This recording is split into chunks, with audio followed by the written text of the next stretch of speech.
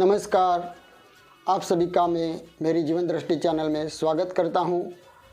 आज हमारे देश में इस आसो महीने में 17 अक्टूबर से नवरात्रि का आरंभ होने जा रहा है, यानी कि शक्ति पूजन के दिन शुरू होने वाले हैं। तो मैं आपके साथ इसके बारे में कुछ बातें बताऊंगा। तो इससे पहले मैं आपको एक रिक्वेस्ट करना चाहता हूं कि यदि आपको मेरी ये विचार बातें पसंद आए तो आप मेरी ये जीवन दृष्टि चैनल को आपके नीचे जो बेल आइकन है उसको ऑन कीजिए और ऑन नोटिफिकेशन है उसको ऑल कीजिए, और आप ज़्यादा से ज़्यादा ये चैनल को सब्सक्राइब कीजिए, शेयर कीजिए और लाइक कीजिए, ताकि मैं इस चैनल के द्वारा ज़्यादा से ज़्यादा लोगों तक मेरे ये विचार पहुंचा सकूं।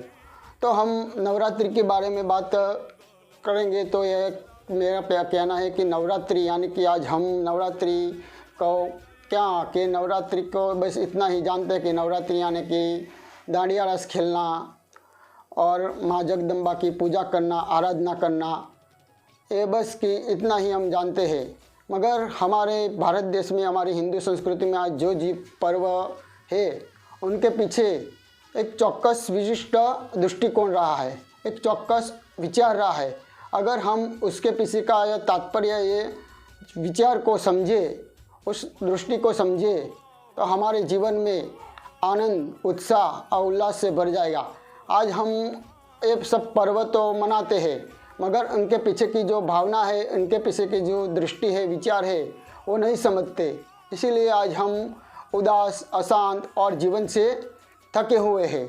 अगर हम उन सब को सोच समझ के, जो हमारे ऋषि मुनियों ने इनके पीछे की जो भावना दी है उसको समझ के हम मनाएंगे तो हमारा जीवन का सर्वांगी विकास होगा।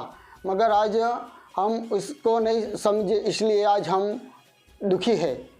तो नवरात्रि के बारे में बात करें तो नवरात्रि यानी कि आज के मेरी दृष्टि में तो नवरात्रि यानी कि एक राम बनने की साधना है।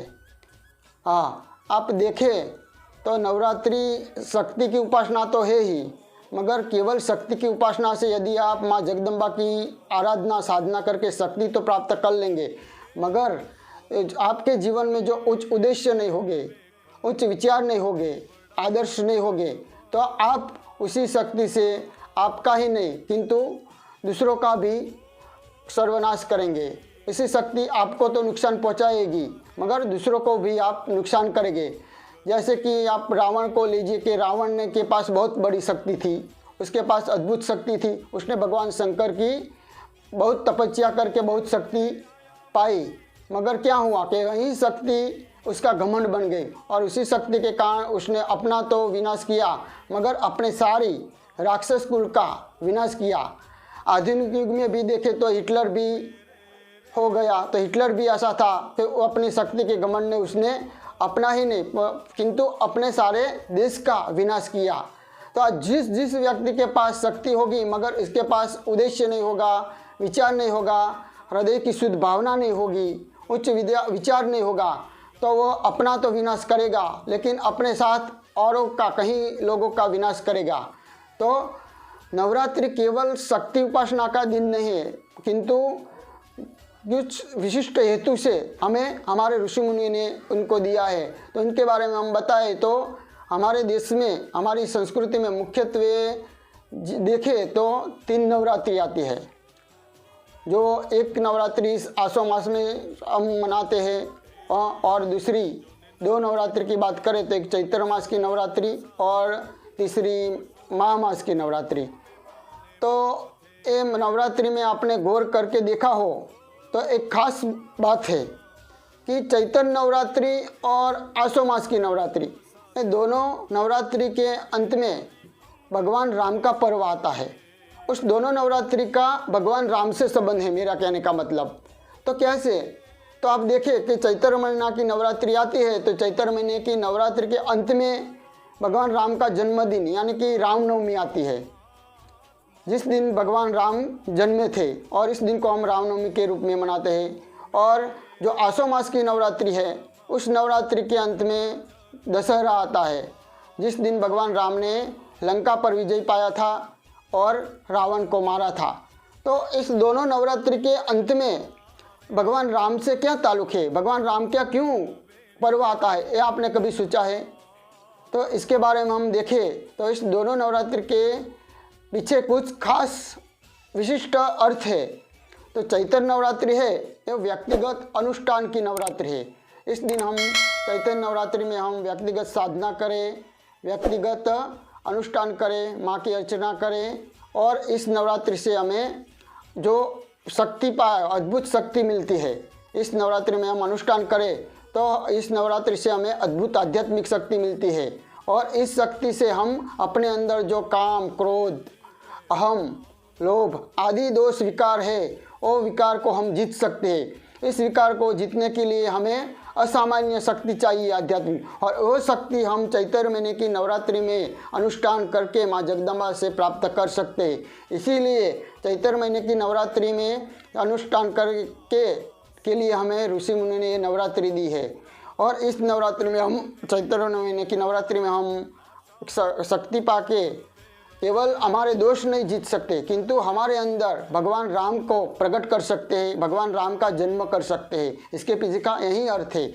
ऐसे हम जानते हैं कि हमारी श्रीमद् भगवद गीता में भी कहा है कि सर्वसम चाहं सन्निविष्टु, कि मैं दरेक के प्राणी मात्र में हूँ, परमात्मा तो सभी में है, हमारे अंदर भी है, आपके अंदर भी है। मगर इस परमात्मा को प्रकट करने के लिए, इस परमात्मा को प्राप्त करने के लिए हमारे अंदर जो दोष विकार है, काम, क्रोध आदि, ये सबको जीतना पड़ता है। और इस सबको जीतने के लिए हमें अद्भुत शक्ति चाहिए। वह शक्ति केवल और केवल माँ जगदम्बा ही दे सकती है और वो माता जी की साधना, आराधना, अनुष्ठान आदि से हमें मिल सकती है। तो कहीं लोग को के प्रश्न हो कि कहीं लोग को कि भाई अनुष्ठान ये क्या है, अनुष्ठान कैसे किया जाता है, इनके बारे में नहीं मालूम होता। तो अनुष्ठान एक मैं इसके बारे में तो एक अलग वीडियो बनाने वाला हूँ और आपको इसके बारे में भी जानकारी मिलेगी। पर अभी तो मैं इतना ही कह सकता हूँ कि अनुष्ठान वो कैसा है कि वो आप 9 दिन अनुष्ठान करेंगे तो आपको अद्भुत शक्ति तो मिलेगी, मगर आपको माँ का सानिध्य का लाभ भी मिलेगा। आप उस 9 दिन में आप 9 दिन में अद्भुत उत्साह, अद्भुत आनंद पाएंगे और 9 दिन में आपको स्फूर्ति, उत्साह और सतत माँ का सानिध्य का एहसास होगा। और 9 दिन आप नवरात्रि के 9 दिन अनुष्ठान करेंगे तो आपको आपके अंदर जो कुविचार है, जो कचरा है, जो गंदगी है, वो आपका मन में से साफ हो जाएगी और आपका शरीर हल्का सा, आपका मन भी निर्मल और प्रफुल्लित हो जाएगा। इसलिए मैं अपने अनुभव से मैं आपको कह सकता हूँ। मैं 20-25 वर्ष से अनुष्ठान करता हूँ, तो मैं इससे आपको एक चैलेंज के रूप में कह के आप इस अनुष्ठान को एक बार करके देखें तो ज़रूर आप हर नवरात्रि में करेंगे। तो नवरात्रि हमें जो ऋषि मुनि ने जिस अर्थ में दी है, इस अर्थ में हम करेंगे तो हमारे जीवन में तो परिवर्तन आएगा, किंतु बहुत सारा हमें आध्यात्मिक विकास भी होगा। ऐसे हम देखें तो हमारे जो वड़ा प्रधान है नरेंद्र मोदी और जो यूपी के हमारे योगी जी है मुख्यमंत्री, उनके बारे में मैंने सुना है कि वो भी अनुष्ठान करते थे और आज वो जो भी कक्षा तक पहुँचे हैं तो वो इसी शक्ति के कारण पहुँचे हैं। मेरा तो मानना यही है। और आज वो राजकारण में आने के बाद ये करते हैं कि नहीं, ये तो मुझे नहीं मालूम, मगर मोदी जी आज भी नवरात्रि का उपवास करते हैं, ये तो आपको भी मालूम होगा। तो मेरा कहने का मतलब कि जो व्यक्ति को ये अनुष्ठान करेगा तो उस सबको इसका लाभ अवश्य मिलता है। नवरात्रि हमें ऋषि मुनि के हमारी आध्यात्मिक विकास करने के लिए दी है। और दूसरी जो नवरात्रि है वो आसो मास की नवरात्रि। तो आसो मास की नवरात्रि में हमें सामूहिक शक्ति प्राप्त करना है, सामूहिक संगठित होना है। सात्विक लोग, सज्जन लोग को संगठित करने के लिए ऋषि मुनि ने हमें ये आसो मास की नवरात्रि दी। आसो मास की नवरात्रि में क्या करते हैं तो माँ जगदम्बा के नेतृत्व में हम सात्विक लोग, सज्जन लोग एकत्रित होते हैं और कहते हैं कि संघ शक्ति कलयुग, जैसे सज्जन लोग संगठित होंगे तो एक महाशक्ति का निर्माण होगा। तो वही महाशक्ति यानी कि जगदम्बा। तो मगर आज क्या होता है कि आज जो दुर्जन है वो थोड़े गुंडे तत्व है, वो कि आज सात्विक लोग अपने कोने में बैठे बैठे राम नाम की माला जपता है। और आज हमारे समाज में एक दो गुंडे तत्व के ऐसे लोग होते हैं, एक सारे समाज को हैरान परेशान कर देता है, सात्विक लोगों का जीना के असंभव कर देता है, सात्विक लोगों का जीना कठिन कर देता है। इसका क्या कारण है? तो आज हमारे जो समाज में अच्छे लोग हैं, सज्जन लोग हैं, सात्विक लोग हैं, वो संगठित नहीं है। अगर वो संगठित होगा तो समाज में से ऐसे जो तत्व है उन पर तो विजय मिलेगी, मगर एक नव निर्माण होगा, एक राम राज्य का निर्माण होगा। हम कहते हैं कि राम राज्य, मगर क्या राम राज्य ऐसे नहीं आएगा।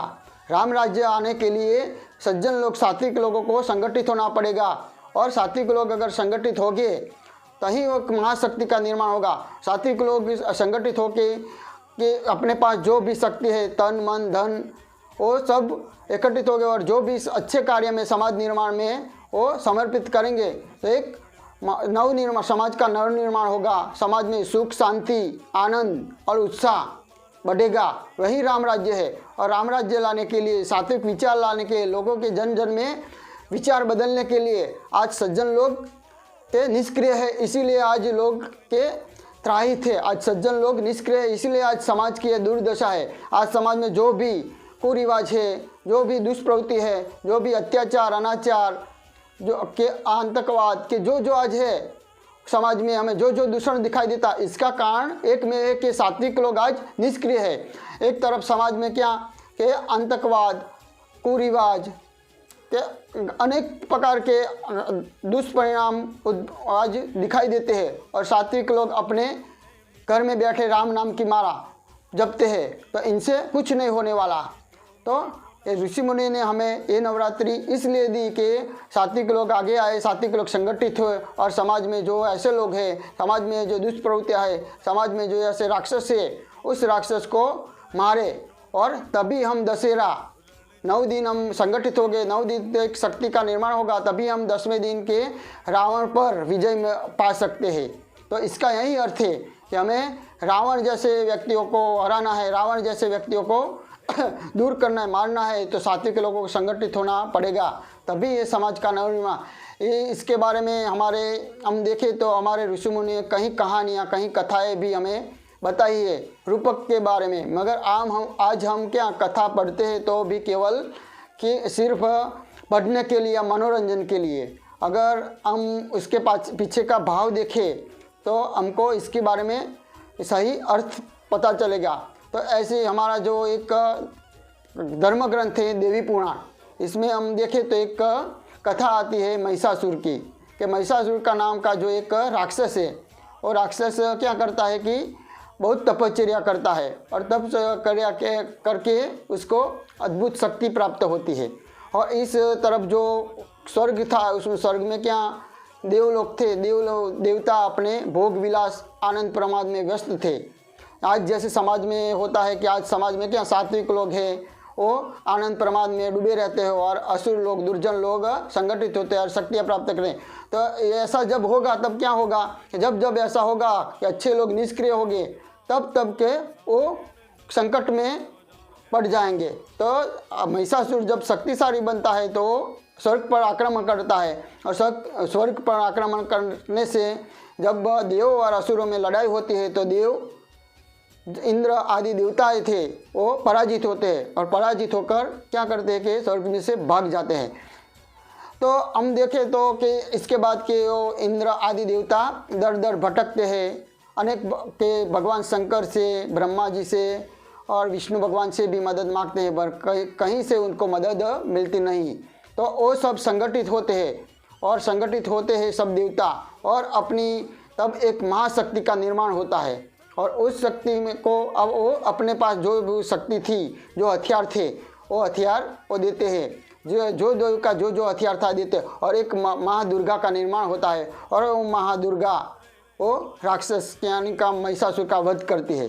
तो ये देखे तो ये एक कथा की कहानी है, मगर इसके पीछे का भाव देखे तो बहुत बड़ा उपदेश हमें देता है कि अगर सात्विक लोग संगे शक्ति कलयुग है, कि संग में कलयुग में अगर विजय आपको प्राप्त करना हो तो संगठित होना पड़ेगा। सात्विक लोग जब तक संगठित नहीं होंगे तब तक हमारे समाज में कोई राम राज्य नहीं आना है, कोई के सुधार नहीं होने वाला है।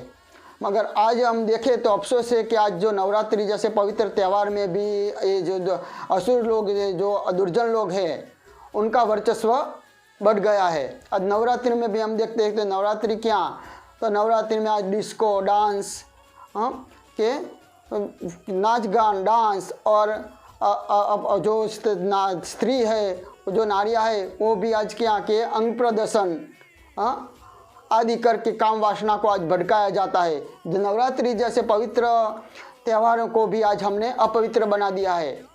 आज हम जब देखते हैं, इसके बारे में सोचते हैं, तो हमें क्या होता है कि काश के ये त्यौहार, इससे तो अच्छा है कि इस त्यौहार को मनाना बंद कर दिए। और आज हम देखें कि भगवान के ये प्रकृति भी है, वो भी आज हमसे लगता है नाराज़ हो गए। तो आज जो कोरोना जैसे रोग जो आज है, तो उसी का कारण कि आज भगवान भी नहीं चाहते कि उनका पर्व ऐसे मनाए। तो आज हमारे के देश में जब चल रहा है, तो हमें एक अवसर है, इस आज जब हमें इसकी मंजूरी नहीं मिलने वाली कि सबको एकत्रित होने वाले, तब हम हमारे घर में बैठकर माँ जगदम्बा की आराधना, उपासना, अनुष्ठान करके हमारे अद्भुत आध्यात्मिक शक्ति पा सकते हैं और समाज में भी नवनिर्माण कर सकते हैं। मगर आज हम जो देखें तो जिस देश में आज शक्ति का उपासना होती है, जिस देश में आज नारी की के माँ जगदम्बा की पूजा अर्चना की जाती है, इस देश में आज स्त्री की क्या दशा है, उस देश में आज नारी की क्या स्थिति है। आज नारी को अपमानित, उपेक्षित की जाती है, नारी को तिरस्कृत की जाती है। अरे इस देश में, जिस देश में शक्ति उपासना, इस देश में आज नारी का अत्याचार गुजारा जाता है, नारी पर गैंग रेप हो जाता है। जब हम ये देखते हैं, पढ़ते हैं, तो कि क्या यह देश है जो एक तरफ को शक्ति की उपासना करता है, माँ जगदम्बा की पूजा करता है, और एक तरफ नारी की ऐसी हालत इस देश में हमको कि ये मान्य में ना आए, हमको ये संभव ना लगे कि ये नारी की पूजा, ये माँ भगवती की उपासना करने वाला, माँ शक्ति की पूजा करने वाले देश की ऐसी कैसी स्थिति हो सकती है। और आज नारी को भी हम देखें, स्त्रियाँ को भी देखें, तो आज स्त्रियाँ अपना गौरव भूल गई है। आज स्त्रियाँ अपनी लज्जा छोड़ चुकी है। स्त्रियाँ के आज पश्चिमीकरण के नाद में आकर रंग प्रदर्शन आदि करके अपना तो मूल्य घटा रही है, और दूसरों को भी, आज के युवाओं को भी उत्तेजित कर रही है। इस देश जब हम बात करते हैं, इस देश में जब माता सीता, अहल्या, द्रौपदी, मंदोदरी, ये नारियाँ इस देश में हुई, झांसी की लक्ष्मीबाई, इस देश की नारी इतनी अधोगति कैसे हो सकती है। इस देश की नारी इतनी कि नीच के स्तर पर कैसे जा सकती है। एक तरफ हम के स्त्री की स्वतंत्रता की बात करते हैं, महिला स्वतंत्रता की बात करते हैं, तो स्वतंत्रता के नाम पर आज नारी स्वसंधी बनती जा रही है। हमारा गौरव, हमारा देश का इतिहास आज लांछित होता जा रहा है। जिस भारत देश से इतने शक्ति उपासक हो, इस देश के आज इतना निर्बल कैसे हो सकता है। आज हमारा देश इतना लाचार कैसे हो सकता है। इसका कारण यही है कि केवल और केवल हम अपने पर्व को, हमारे अध्यात्म को, हमारे धर्म को समझे नहीं। आज हम सही रूप में हमारे पर्व को मनाते नहीं, सही रूप में हम हमारे पर्व को समझे नहीं, तो उसकी पीछे की दृष्टि, उसके पीछे की भावना हम समझे नहीं। और जिस अर्थ में हमें मनाना चाहिए पर्व, जिस अर्थ में हमें उत्सव मनाना चाहिए, इस अर्थ में हम ना मना के अपना तो के अधोपतन करते ही सारे समाज का, सारे राष्ट्र का भी हम अधोगति की ओर ले जाते हैं। तो मेरी हाथ जोड़ के सब के लोगों से प्रार्थना करते हैं कि इस पवित्र त्यौहार को तो कम से कम आप अपवित्र मत कीजिए। आज हम इस त्यौहार को भी आप अपने के हल्के आचरण से, नशा करके हम खेलते हैं, नशा करके हम के दांडिया रस खेलते हैं, और स्त्रियां आधे वस्त्र पहन कर आज खेलती है। तो ये सब देखते हैं तो हमें दुख होता है कि इस देश में ऐसा कैसा हो सकता है। तो मैं आज ये सब भाई बहन को विनंती करता हूँ कि आप इस त्यौहार की गरिमा को समझे, सही रूप में आप इस त्यौहार को समझे, और सही रूप में हमारी भारतीय संस्कृति को समझे, और हमारी भारतीय संस्कृति का गौरव बढ़ाए, ऐसा हम जीवन जिए। तो आप सबको मेरी ये नम्र विनती है, अगर आपको मेरे ये विचार सही लगते हो, मेरे विचार आपको पसंद आए, तो आप ज़्यादा से ज़्यादा शेयर करिए, लाइक कीजिए, और आप मेरे ये चैनल को सब्सक्राइब करके ज़्यादा से ज़्यादा ये विचार सभी लोगों तक पहुँचाए, जिससे हमारी संस्कृति को लोग सही अर्थ में समझें, और सही अर्थ में हमारे संस्कृति का फैलावा हो, संस्कृति का विकास हो, और यहीं मैं आपसे एक नम्र विनंती करता हूँ कि हम सब हमारे धर्म के प्रति अपना कर्तव्य बजाएं। आप अपने इस चैनल को शेयर करके, सब्सक्राइब करके कर्तव्य बजाएं और अपने धर्म को बढ़ावा देने के लिए आप आगे आए। नमस्कार।